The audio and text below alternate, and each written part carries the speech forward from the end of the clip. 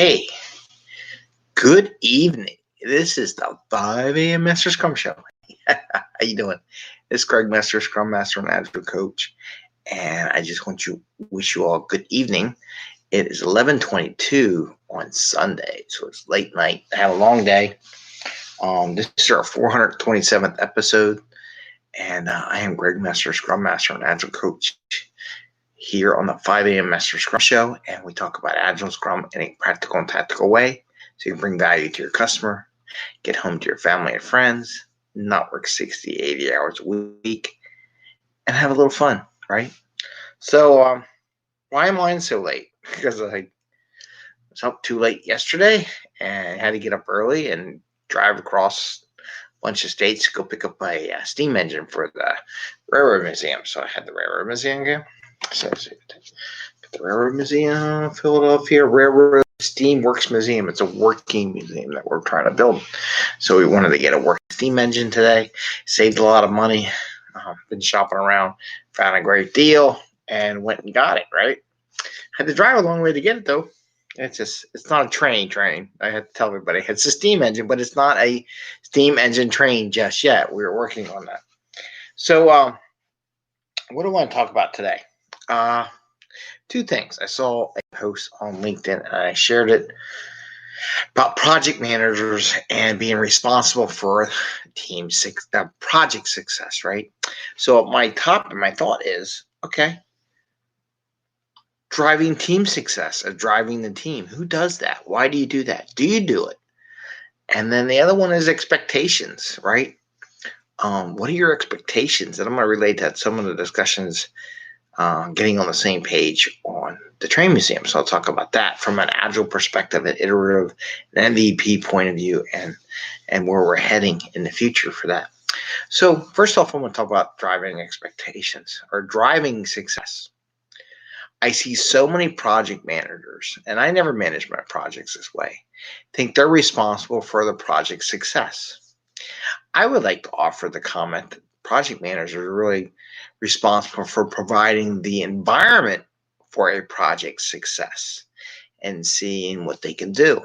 And my problem is so many organizations hold project managers to the performance of the project, but they don't do any of the work. See, this is what I don't get. So in project management, just kind of like a Scrum Master position.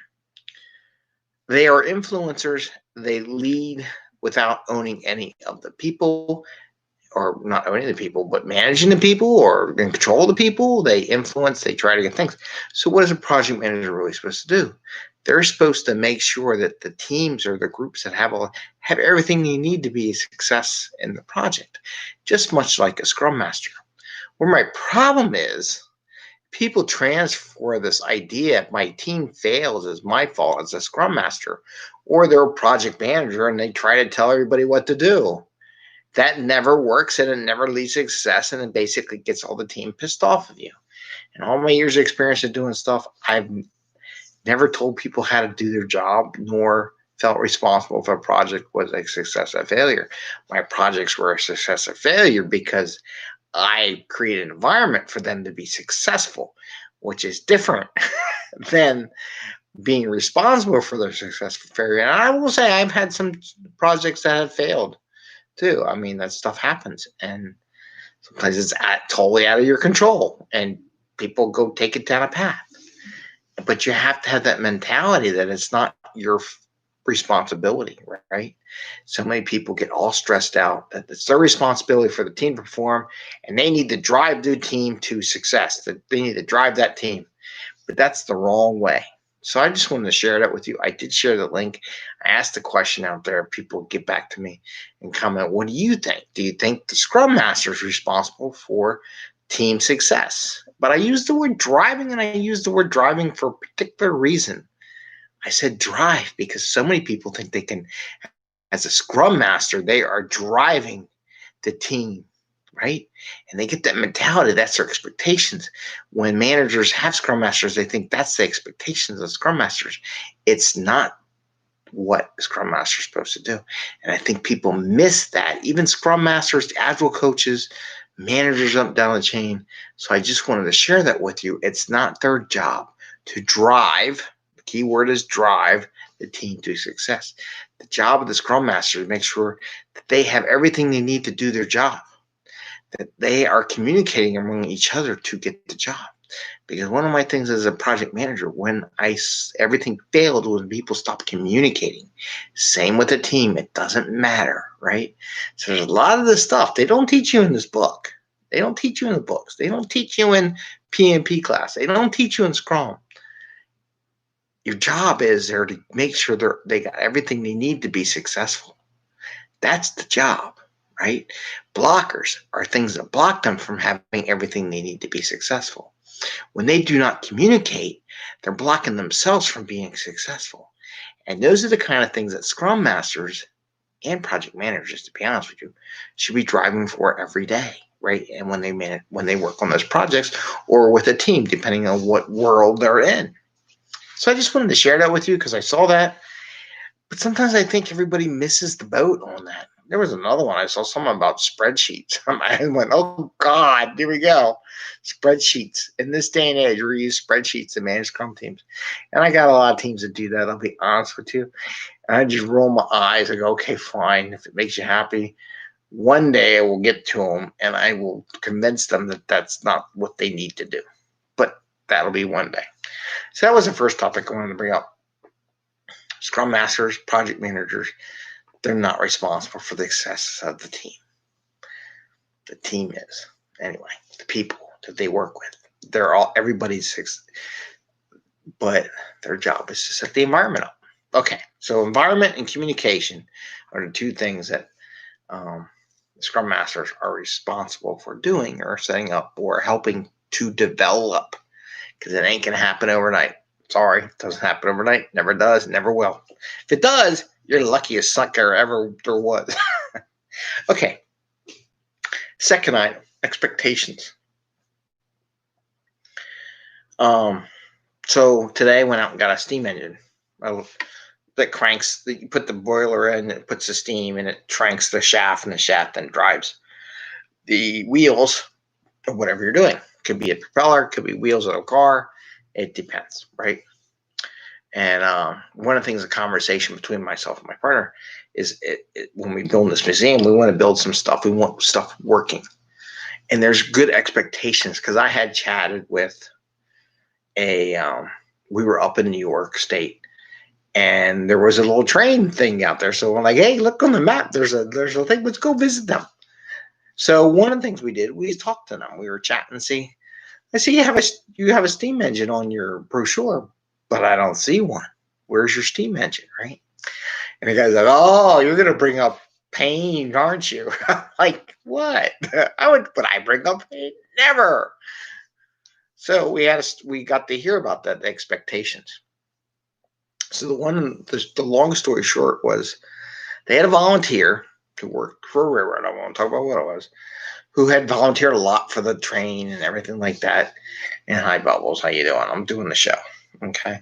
Right. I know you say it's late.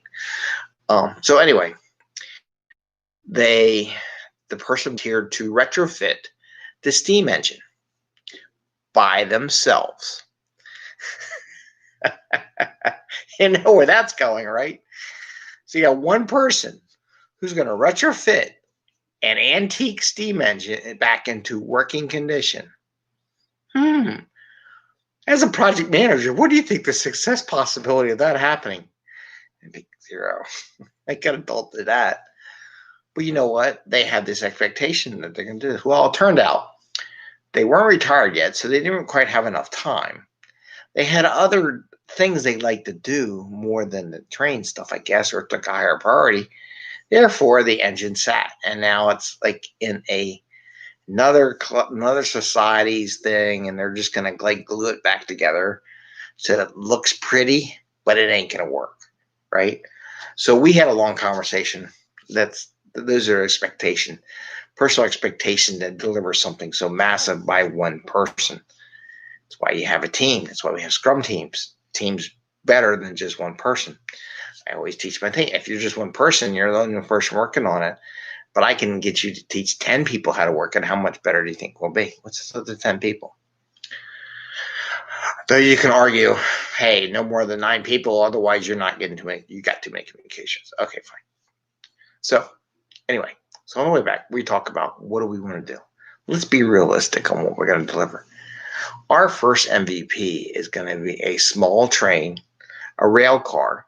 It's going to have a boiler on. It's going to be certified, and that's where the big money is going to go. Because when you do with pressure, you don't want to blow it up. So we're going to get a new boiler. It's going to be ASME certified. It's going to be meeting specs and all that, and then we're going to run everything through the engines and the rail car, and we'll drag some people, right? We'll pull some people and a passenger car along the rails. That's the goal. But then we also talked about, okay, fine. So what are we looking at like in the future?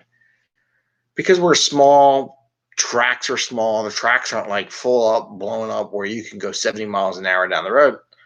So we're like talking everything we think we're going to do. We're going to make it small, manageable, produce value for the museum, right? Does that sound familiar? Invest. Think about it. So it's going to be small, testable, deployable out to the customer at a pretty rapid fashion compared to other ones. Will take years and years to build before 1 ounce of penny is brought back into the museum. Yeah, that ain't going to happen. So the idea is we're just going to produce stuff up there, just bring excitement to the museum, the stuff we can build in a reasonable fashion that doesn't take 20 decades to build and deliver to the customer.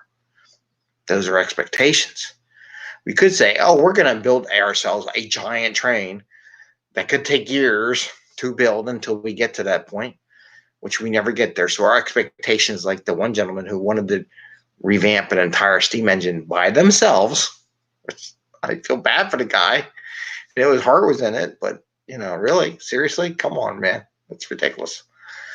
Why the organization let them do that is another question. See, in my organization, like, you're not doing this by yourself. You're going to kill us all. We're not going to have a train. And it turned out they didn't have a train.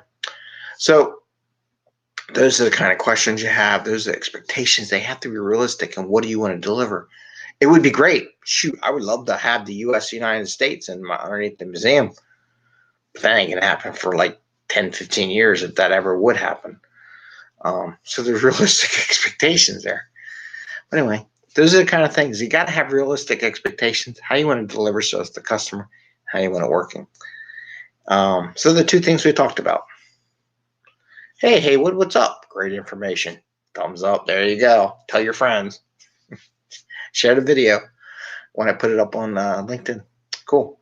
But just think about that. Keep it small, deliverable to the customer. Get feedback. See what they like, don't like. Don't invest a lot of money. Get some feedback in. Though I will say YouTube changed their whole way they do their site.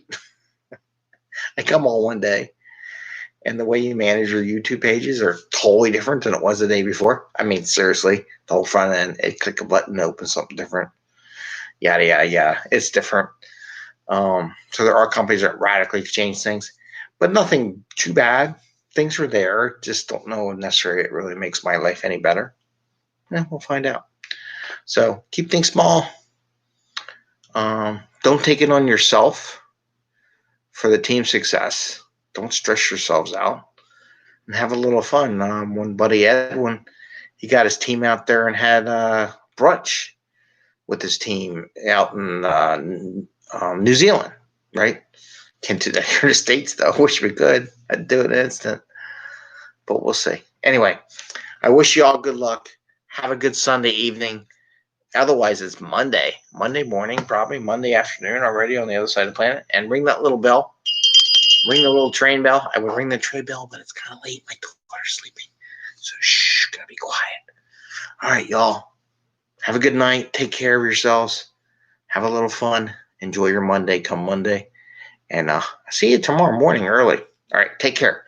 Everybody overseas. Have a good day and a good evening.